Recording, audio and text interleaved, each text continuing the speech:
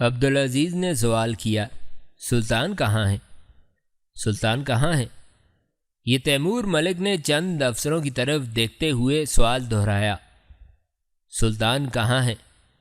وہ ایک دوسرے سے حیران ہو کر پوچھ رہے تھے۔ ایک افسر نے چٹان کی طرف اشارہ کرتے ہوئے کہا، وہ اوپر ایک پتھر کے سائے میں بیٹھے ہوئے ہیں، آئیے میں آپ کو ان سے ملواتا ہوں۔ طاہر کے چند دوست اور سلطان کی فوج کے چند افسر چٹان پر چڑھے۔ سلطان ایک پتھر پر سر رکھ کر گہری نیند سو رہا تھا۔ تیمور ملک نے اس کا بازو پکڑ کر جگانے کی کوشش کی، لیکن طاہر نے جلدی سے آگے بڑھ کر اسے روک دیا۔ نہیں، ایسے سپاہی کی نیند بہت قیمتی ہے، خدا معلوم کتنے دنوں کے بعد سوئے ہیں۔ تیمور ملک نے کہا، طولائی خان کی فوج یہاں سے صرف 4 منازل کے فاصلے پر ہے، ہمیں جلدی کوچ کرنا ہے۔ علی جا اٹھیے، تیمور ملک نے اس کا بازو پکڑ کر آہستہ سے ہلاتے ہوئے کہا۔ جلال الدین نے آنکھیں کھولی اور اٹھ کر بیٹھتے ہوئے کہا، تیمور کبھی تو مجھے آرام کرنے دیا کرو۔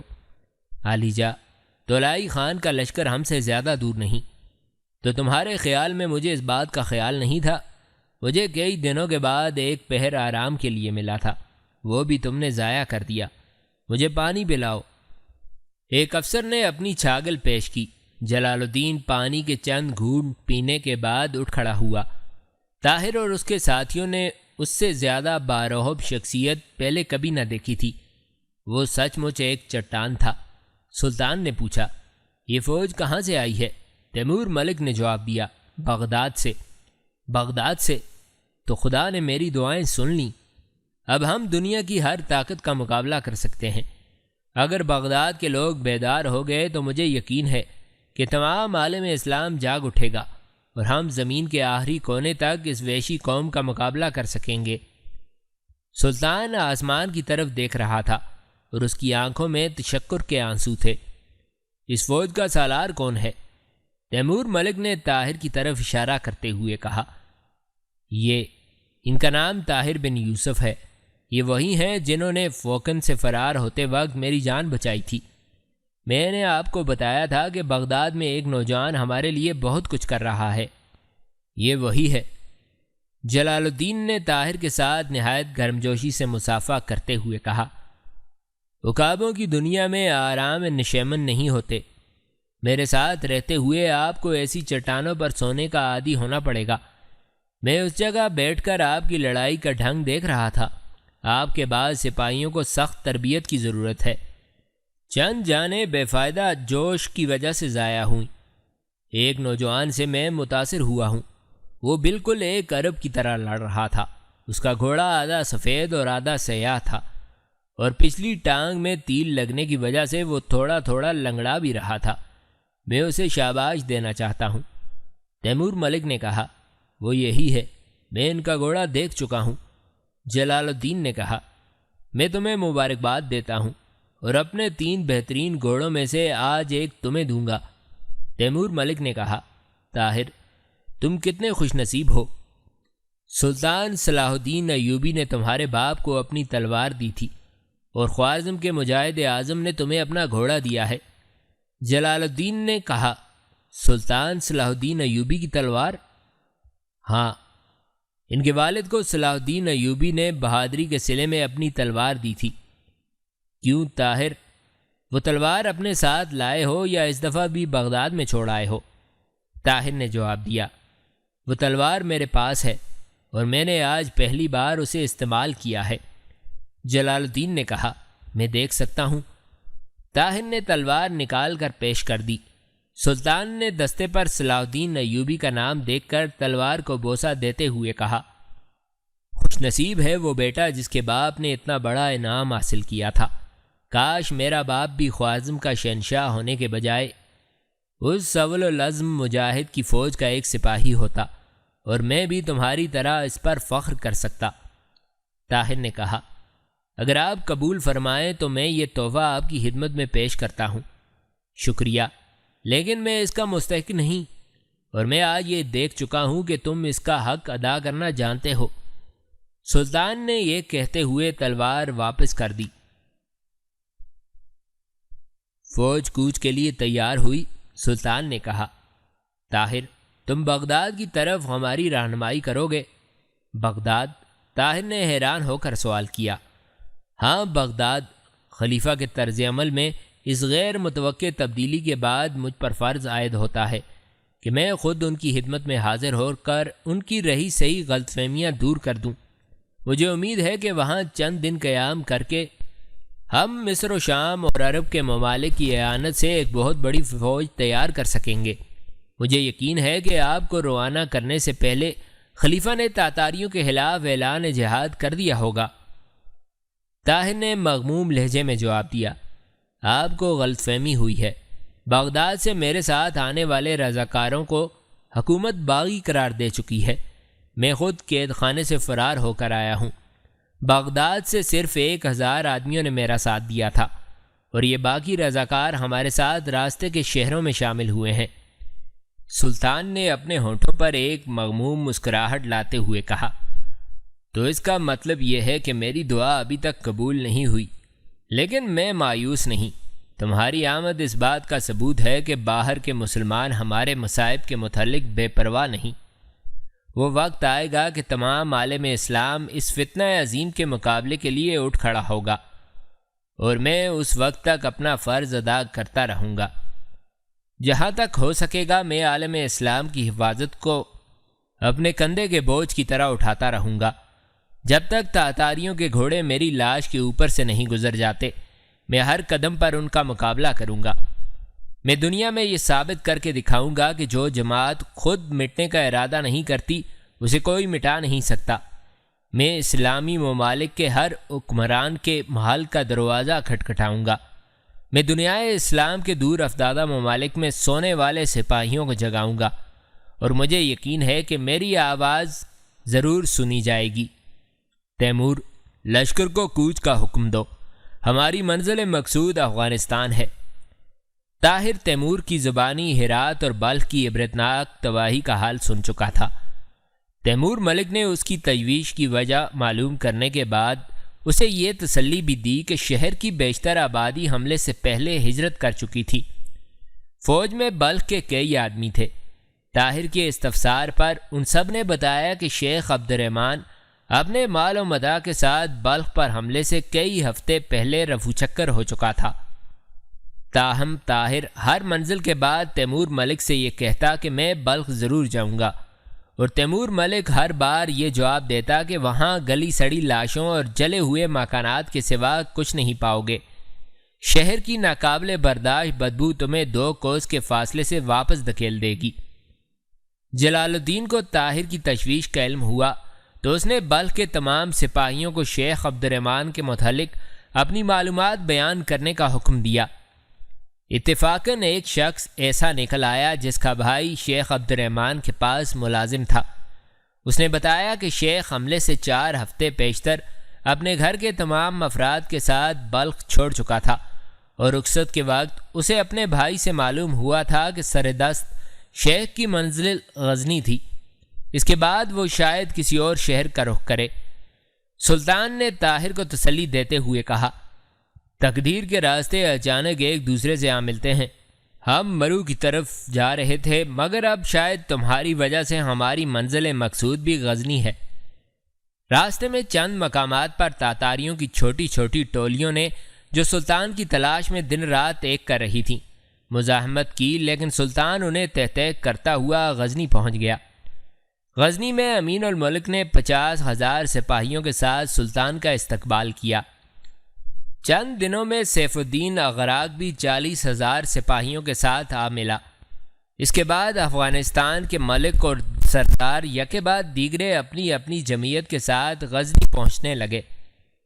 غزنی پہنچ کر طاہر کو پتہ چلا کہ شیخ عبد الرحمن وہاں 2 ہفتے ٹھہر کر ہندوستان کا رخ کر چکا ہے۔ غزنی کے ایک تاجر نے، جس کے ساتھ شیخ کے کاروباری تعلقات تھے، یہ بھی بتایا کہ شیخ موجودہ دور میں صرف مدینے کو محفوظ سمجھتا تھا، اور اس نے یہ خیال ظاہر کیا تھا کہ وہ عنقریب بچوں کو مدینے پہنچا دے گا۔ طاہر کے لیے یہ اطمینان کافی تھا کہ وہ خطرے سے بہت دور ہے۔ اس کی تمام توجہ اب جنگ کی طرف مبذول ہو گئی۔ غزنی کی مسجد میں چند تقریروں کے بعد اس نے لوگوں میں ایک نئی روح پھونک دی۔ افغانستان کے علماء پہلے ہی جہاد کا فتویٰ دے چکے تھے، اب وہ طاہر کی اپیل پر دور دراز کا دورہ کر کے لوگوں کو جہاد پر آمادہ کرنے لگے۔ ایک جمعہ کو طاہر کے بعد عبد الملک نے بھی تقریر کی۔ اس کی تقریر جس قدر مختصر تھی اس قدر مؤثر بھی تھی۔ اگلے دن سلطان نے غزنی کے چیدہ علماء کے 2 وفد بنا کر طاہر اور عبد الملک کو ان کے ساتھ آس پاس کے علاقوں میں جہاد کی تبلیغ کے لیے بھیج دیا۔ غیور افغان جہاد کی دعوت پر لبیک کہتے ہوئے جوگ در جوگ سلطان کی فوج میں شامل ہونے لگے۔ اس دورے میں طاہر عبد الملک سے زیادہ کامیاب رہا، اور اس کی وجہ ایک تو اس کی قوت بیان تھی اور دوسری وجہ یہ تھی کہ اس کے پاس ایک ایسے مجاہد کی تلوار تھی جس کی بہادری کی داستانیں ان کے دلوں پر نقش تھیں۔ افغان دنیا اسلام کے ہر جلیل القدر سپاہی کو اپنا عزیز دوست خیال کرتے تھے۔ سلطان جلال الدین نے اپنی قوت کا اندازہ لگانے کے بعد چنگیز خان کو، جو ان دنوں تالکان میں موجود تھا، چند تاتاری قیدیوں کی معرفت یہ پیغام بھیجا: تم نے بے خبری کی حالت میں ہم پر حملہ کیا، تم نے طاقت سے زیادہ عیاری اور مکاری سے ہمارے شہر فتح کیے، تمہارے سپاہی ایک مدت سے میری تلاش میں سرگرداں ہیں، میں اس وقت افغانستان میں ہوں اور تمہیں مقابلے کی دعوت دیتا ہوں، اور تمہیں یقین دلاتا ہوں کہ اس دفعہ تمہاری تلواروں کے سامنے بے کس عورتوں اور بچوں کی گردنوں کے بجائے تلواریں ہوں گی، اگر ہمت ہے تو مقابلے کے لیے آ جاؤ۔ چنگیز خان نے اپنے ایک سالار شیگی توتو کو ایک زبردست فوج کے ساتھ جلال الدین کے مقابلے کے لیے بھیج دیا۔ سلطان نے غزنی سے چند کوس آگے نکل کر اس کا مقابلہ کیا۔ 3 دن گمسان کی لڑائی ہوتی رہی۔ ترکوں اور افغانوں نے ایک دوسرے سے بڑھ چڑھ کر بہادری کے جوہر دکھائے۔ چوتھے دن تاتاریوں کے پاؤں اکھڑ گئے۔ سلطان کئی کوس تک ان کا تعاقب کرنے کے بعد انہیں گھیر کر ایسے علاقے میں لے آیا جہاں تنگ پہاڑی راستے پر اس نے اپنے بہترین تیرانداز بٹھا رکھے تھے۔ شیگی توتو کی بہت بڑی فوج یہاں سے بچ نکلنے میں کامیاب ہوئی، لیکن سلطان نے اس کا پیچھا نہ چھوڑا اور دریائے کابل تک تعاقب کیا۔ شیگی توتو نے دریا میں کود کر جان بچائی۔ تیروں کی بارش میں جب وہ دوسرے کنارے پر پہنچا تو اس کے ساتھ صرف 8 آدمی تھے۔ افغانستان میں جلال الدین کی اس فتح کی خبر بجلی کی سی تیزی کے ساتھ پھیل گئی۔ چنگیز خان کو اس شکست کی خبر کے ساتھ ہی یہ خبر بھی ملی کہ کوہ ہندوکش سے لے کر دریائے مرغاب کے ساحل تک تمام قبائل کے لوگ اٹھ کھڑے ہوئے ہیں اور انہوں نے تاتاریوں کی ہر چوکی کے سپاہیوں کا صفایا کر دیا ہے۔ چنگیز خان نے پہلی بار صرف ایک محاذ پر اپنی تمام قوت جمع کرنے کی ضرورت محسوس کی۔ زبردست تیاری کے بعد اس نے بلخ اور ہرات کے درمیان ایک وسیع علاقے کو تباہ و برباد کرنے کے بعد دریائے مرغاب کے کنارے پر پڑاؤ ڈال دیا اور فرغانہ سے لے کر آذربائیجان تک بکھری ہوئی افواج کی آمد کا انتظار کرنے لگا۔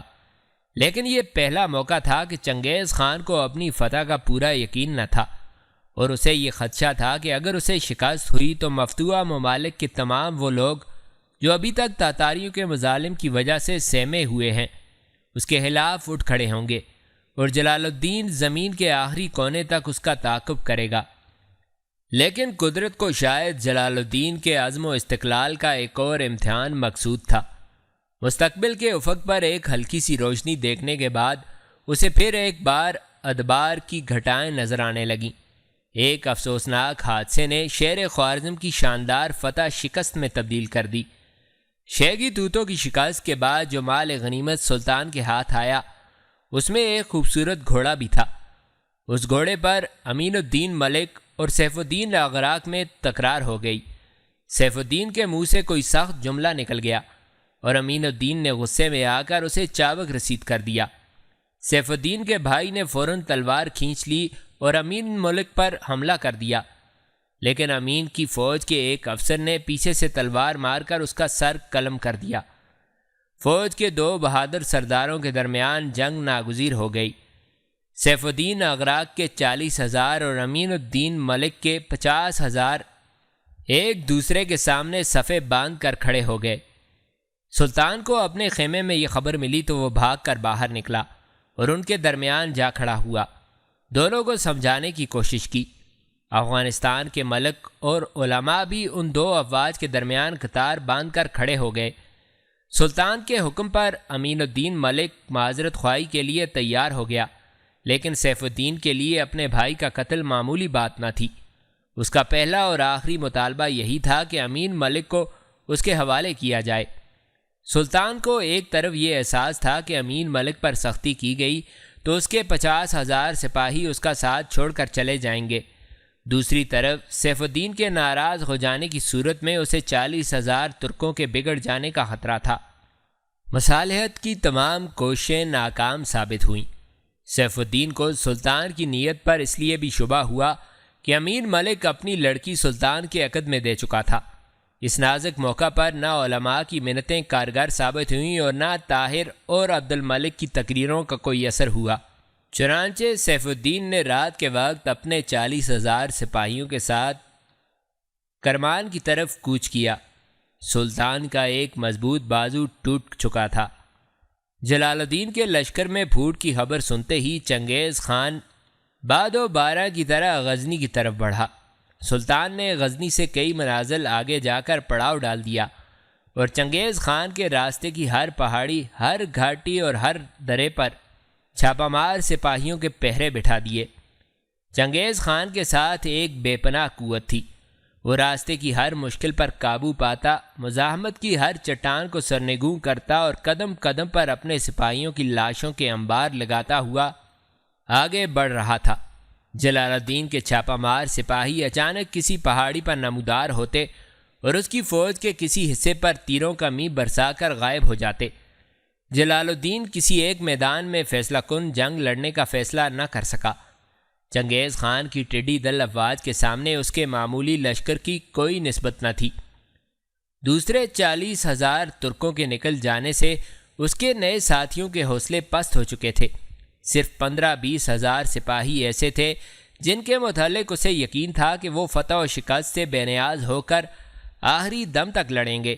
باقی فوج کے متعلق اس کا خیال تھا کہ وہ ایک بار پسپا ہونے کے بعد پیچھے مڑ کر بھی نہ دیکھے گی۔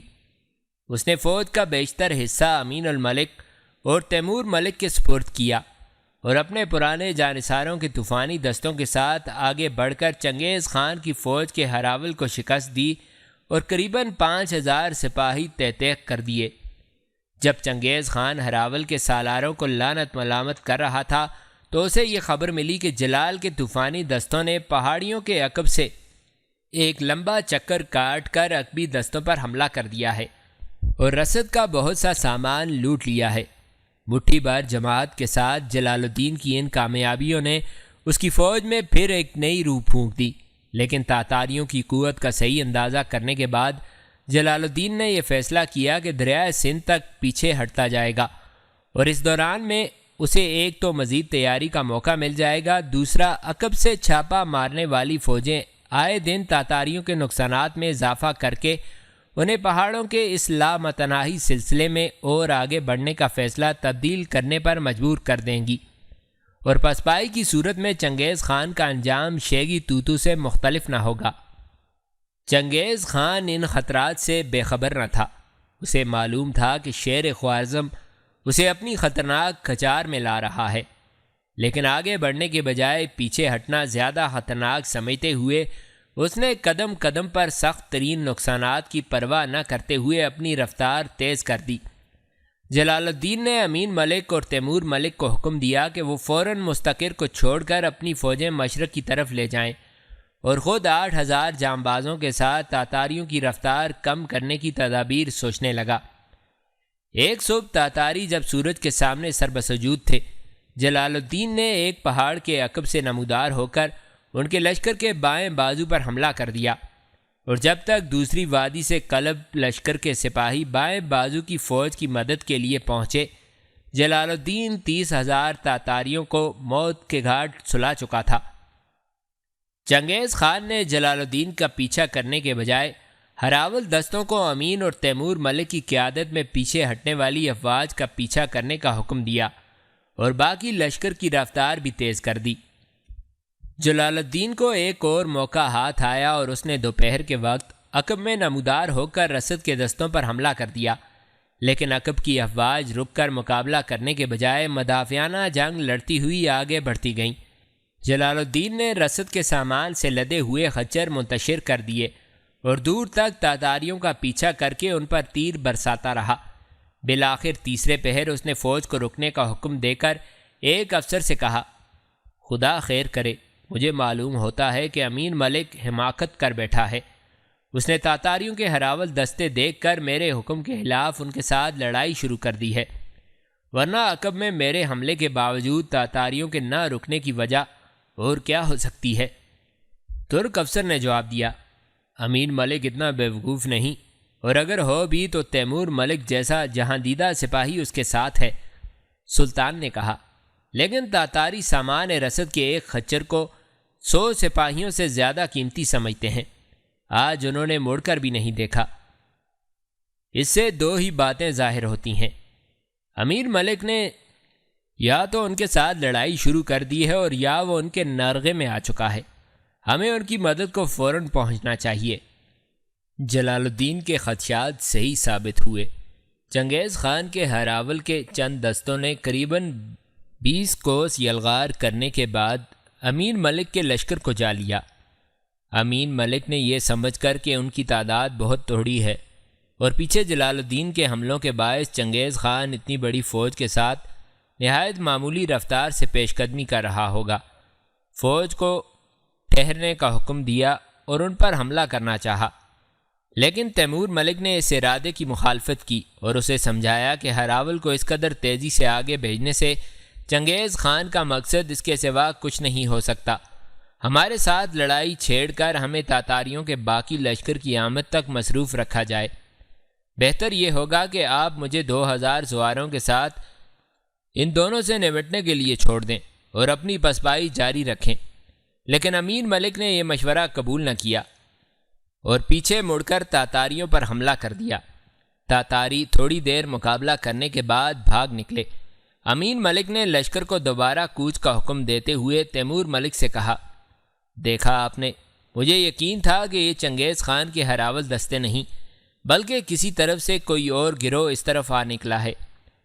چنگیز خان کی فوج نے بڑی تیزی سے کام لیا ہوگا تو بھی ہم سے 10 کوس دور ہوگی۔ تیمور ملک نے جواب دیا، ہو سکتا ہے کہ آپ کا خیال صحیح ہو، لیکن ہمیں جلدی کرنی چاہیے۔ امین ملک نے لشکر کو کوچ کا حکم دیا، لیکن اچانک اسے قریباً 3000 تاتاری ایک پہاڑی سے وادی کی طرف اترتے ہوئے دکھائی دیے۔ اس دفعہ تیمور ملک نے اسے سختی سے روکنے کی کوشش کی، لیکن جس قدر تیمور ملک کے شکوک پختہ ہو چکے تھے اسی قدر امین ملک کا یہ یقین پختہ ہو چکا تھا کہ یہ مختصر سی فوج کسی اور طرف سے آ نکلی ہے اور اس کا چنگیز خان کی باقاعدہ فوج کے ساتھ کوئی تعلق نہیں، جو اس کے خیال کے مطابق ابھی کوسوں دور تھی۔ امین ملک نے تیمور ملک کے خدشات کو خاطر میں نہ لاتے ہوئے پھر تاتاریوں پر حملہ کر دیا اور چند لمحات کے اندر اندر انہیں رون ڈالا، لیکن ان کی تعداد کم ہونے کے بجائے بڑھتی گئی۔ پہاڑیوں سے ان کے نئے دستے جوک در جوک اتر کر وادی میں داخل ہونے لگے۔ قریباً ایک پہر لڑنے کے بعد امین ملک نے دیکھا کہ دشمن کی صفوں میں 10-12 ہزار سپاہی جمع ہو چکے ہیں اور اس نے پریشان ہو کر تیمور ملک سے سوال کیا، اب ہمیں کیا کرنا چاہیے؟ تیمور ملک نے غصے سے اپنے ہونٹ کاٹتے ہوئے کہا، اب ہم کر ہی کیا سکتے ہیں؟ چنگیز خان کے ہراول کی تمام فوج اس وادی کے ارد گرد جمع ہو چکی ہے۔ آس پاس کی تمام پہاڑیوں سے انہیں مار بھگائے بغیر ہم آگے نہیں بڑھ سکتے۔ کاش آپ میرا مشورہ قبول کرتے، لیکن اب غلطیوں پر اظہار افسوس کا موقع نہیں، تلافی کا موقع ہے۔ تو آپ رہنمائی کیجیے، مجھے اب ایک سپاہی سمجھیے۔ تیمور ملک نے امین کو 30,000 سپاہی دے کر آس پاس کی پہاڑیوں پر قبضہ کرنے کے لیے کہا اور خود باقی فوج کے ساتھ وادی میں اترنے والی افواج کے مقابلے پر ڈٹ گیا۔ عصر کے قریب یہ وادی اور آس پاس کی پہاڑیاں تاتاریوں سے خالی ہو رہی تھیں، لیکن اس عرصے میں چنگیز خان کی باقاعدہ فوج پہنچ گئی۔ امین ملک نے اپنے 30,000 سپاہیوں کے ساتھ ایک پہاڑی سے اتر کر دوسری وادی میں چنگیز خان کے لشکر کے دائیں بازو پر حملہ کر دیا اور اس کا یہ حملہ فتح کی خواہش سے زیادہ اپنی غلطی کی تلافی کے لیے تھا۔ دوسری وادی میں جہاں تیمور ملک لڑ رہا تھا، چنگیز خان خود پہنچ چکا تھا۔ تیمور ملک نے ڈٹ کر مقابلہ کیا، لیکن تھوڑی دیر چنگیز خان کے میسرہ کی فوج بھی اس وادی میں داخل ہو چکی تھی۔ تیمور ملک شام کی تاریکی سے فائدہ اٹھانے کی امید میں لڑتا رہا۔ دوسری وادی میں امین ملک کے پاؤں اکھڑ چکے تھے، لیکن اچانک جلال الدین کے پہنچ جانے سے بچے کچے سپاہیوں نے باغ نکلنے کا ارادہ ترک کر دیا اور جان توڑ حملے کرنے لگے۔ جلال الدین نے چند حملوں میں میدان صاف کر دیا اور امین ملک کے قریب جا کر سوال کیا، مجھے تمہاری حماقت کی سزا ملی ہے یا قدرت نے میری بدقسمتی میں اضافہ کرنے کے لیے تیمور ملک جیسے جہاں دیدہ سپاہی کے دماغ میں بھی جنون کے آثار پیدا کر دیے ہیں؟ امین ملک نے ندامت سے سر جھکا کر جواب دیا، یہ میرا قصور ہے۔ تیمور ملک نے مجھے منع کیا تھا، میں نے اس کا کہا نہ مانا۔ مجھے یقین تھا کہ تاتاری بہت دور ہوں گے۔ خدا ہر انسان کو تمہارے جیسے آمکوں کی دوستی سے محفوظ رکھے۔ اب میں تمہیں ایک کام سونپتا ہوں، تم فوراً غزنی کی طرف روانہ ہو جاؤ اور میرے بیوی بچوں کو لے کر کسی محفوظ مقام کی طرف نکل جاؤ۔ اہل شہر کو بھی یہ مشورہ دو کہ وہ ہندوستان کی سرحد کی طرف نکل جائیں۔ جلال الدین نے اس وادی میں رہی صحیح فوج کو منظم کر کے چند پہاڑیاں عبور کرنے کے بعد تیمور ملک سے نبرآزما ہونے والی فوج پر حملہ کر دیا اور تیمور ملک کے ارد گرد گھیرا ڈالنے والی صفوں کو درم برم کرتا ہوا اس کی فوج کے ساتھ جا ملا۔ جب شام کی بڑھتی ہوئی تاریکی میں کسی کو دوست اور دشمن کی تمیز نہ رہی، جلال الدین ایک طرف زوردار حملوں سے میدان خالی کرتا ہوا قریباً 8000 سپاہیوں کے ساتھ وادی سے نکل گیا، لیکن چنگیز خان کے حکم سے تاتاریوں نے اس کا پیچھا نہ چھوڑا۔ رات کے وقت اس کے کئی سپاہی گھوڑے زخمی ہونے کی وجہ سے پیچھے رہ گئے اور کئی بھٹک کر ادھر ادھر نکل گئے اور بعض نے مایوسی کی حالت میں اس کا ساتھ چھوڑ دیا۔ صبح تک اس کے ساتھ صرف 6000 سپاہی رہ گئے۔ طاہر کے ساتھیوں میں سے اکثر شہید ہو چکے تھے۔ عبدالعزیز اور موسیٰ کو اس نے اپنی آنکھوں کے سامنے میدان میں گرتے دیکھا تھا۔ چند دن تک تاتاری سائے کی طرح جلال الدین کے پیچھے لگے رہے، یہاں تک کہ وہ لڑتا بڑھتا دریائے سندھ کے کنارے جا نکلا۔ ایک صبح جلال الدین اپنی مختصر سی فوج کے ساتھ ایک ایسی چٹان پر کھڑا تھا جو 3 اطراف سے تاتاریوں کے محاصرے میں تھی اور چوتھی طرف قریباً 30 فٹ نیچے دریائے سندھ ٹھاٹھے مار رہا تھا۔ چنگیز خان کا حکم تھا کہ جلال الدین کو ہر قیمت پر زندہ گرفتار کیا جائے۔ چٹان کے گرد جلال الدین کے بچے کچے ساتھی اپنی جان کی بازی لگا چکے تھے۔ تاتاریوں کا گھیرا تنگ ہو رہا تھا۔ ان کی فوج سے ایک سوار جو شکل و صورت اور لباس سے ایک مسلمان عالم معلوم ہوتا تھا، سفید جھنڈا اٹھائے ہوئے آگے بڑھا اور اس نے چٹان کے قریب پہنچ کر بلند آواز میں کہا، سلطان معظم، اگر آپ ہتھیار ڈال دیں تو خان اعظم آپ کی جان بخشی کا وعدہ کرتے ہیں۔ سلطان نے جواب دیا، اگر تمہارے ہاتھ میں سفید جھنڈا نہ ہوتا تو میں تمہاری بات کا جواب تیر سے دیتا۔ جاؤ اس ڈاکو سے کہو کہ میں ذلت کی زندگی پر عزت کی موت کو ترجیح دیتا ہوں۔ طاہر نے چنگیز خان کے ایلچی کو ایک ہی نگاہ میں پہچان لیا، یہ محلب بن داؤد تھا۔ چنگیز خان نے چند دستوں کو حملے کا حکم دیا۔ جلال الدین کے سپاہیوں کے تیروں اور پتھروں کی بارش سے چٹان کے نیچے تاتاریوں کی لاشوں کے ڈھیر لگ گئے۔ چنگیز خان نے یہ دیکھ کر زیادہ سپاہی بھیج دیے۔ جلال الدین کے سپاہی ایک ایک کر کے کٹنے لگے تھے۔ وہ پیچھے ہٹتے ہٹتے چٹان کے آخری سرے تک جا پہنچا تھا۔ جلال الدین نے تیمور ملک سے کہا، تیمور، قدرت نے ہمیں آگ اور پانی میں سے ایک شے منتخب کرنے پر مجبور کر دیا ہے، تمہاری رائے کیا ہے؟ تیمور ملک نے جواب دیا، مجھے یقین ہے کہ پانی کی لہریں آگ کے شعلوں کی طرح بے رحم ثابت نہیں ہوں گی۔ بہت اچھا، میں رہنمائی کرتا ہوں، تم سپاہیوں کو تیار ہونے کا حکم دو۔ سلطان نے بھاری زرہ اتار کر پھینک دی، گھوڑے کو آگے بڑھایا اور ایک لمحہ خوفناک لہروں کو دیکھنے کے بعد ایڑ لگا دی۔ تیمور ملک نے چند آدمیوں کے سوا باقی سپاہیوں کو دریا میں کودنے کا حکم دیا۔ جب اپنی باری آئی تو تیمور ملک کی نگاہ طاہر پر جا پڑی۔ وہ چند قدم کے فاصلے پر گھوڑے کی گردن پر سر ٹیکے ہوئے تھا، اس کی زرہ میں چند تیر اٹکے ہوئے تھے۔ اور اس کا وفادار نوکر زید نیزے کے ساتھ 2 تاتاریوں کو روکنے کی کوشش کر رہا تھا۔